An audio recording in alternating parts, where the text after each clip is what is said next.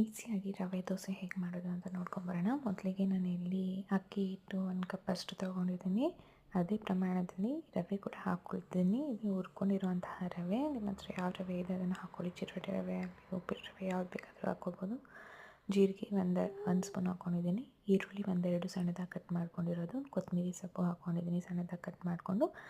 ಒಂದು ಸ್ವಲ್ಪ ಶುಂಠಿ, ಉಪ್ಪು ರುಚಿಗೆ ತಕ್ಕಷ್ಟು ನೋಡ್ಕೊಂಡು ಹಾಕ್ಕೊಳ್ಳಿ.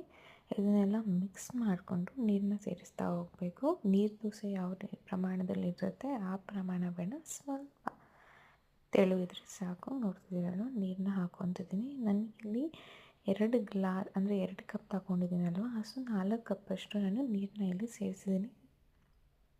ರವೆ ಇರೋದ್ರಿಂದ ಬೇಗ ಗಟ್ಟಿ ಆಗ್ತಾ ಹೋಗುತ್ತೆ. ನೀವು ನೋಡಿಕೊಂಡು ನೀರನ್ನ ಸೇರಿಸ್ಕೊಂಡು ಹೋಗಿ.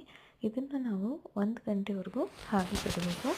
ಅದಾದ ನಂತರ ನಾವು ತವಾ ಮೇಲೆ ಒಂದು ಸ್ವಲ್ಪ ಎಣ್ಣೆನ ಸವರ್ಕೊತಾ ಇದ್ದೀನಿ. ತವಾ ಬಿಸಿ ಆದಮೇಲೆ ರವೆ ದೋಸೆನ ಹಾಕ್ಕೊಳ್ಬೇಕು. ನೀವು ಇದನ್ನು ಯಾವ ಥರ ಬೇಕಾದರೂ ಹಾಕ್ಕೋಬೋದು. ನಾನು ಈ ರೀತಿ ಹಾಕ್ಕೊಳ್ತಿದ್ದೀನಿ. ನೀವು ಬೇಕಾದರೆ ಇನ್ನೂ ಸ್ವಲ್ಪ ಗಟ್ಟಿ ಬೇಕಾದರೆ ಮಾಡ್ಕೊಬೋದು ಅಥವಾ ತೆಳು ಬೇಕಾದರೆ ಮಾಡ್ಕೊಬೋದು. ನಿಮಗೆ ಯಾವ ರೀತಿ ಇಷ್ಟ ಆ ರೀತಿ ಮಾಡ್ಕೊಬೋದು. ತುಂಬ ಟೇಸ್ಟಿಯಾಗಿರುತ್ತೆ.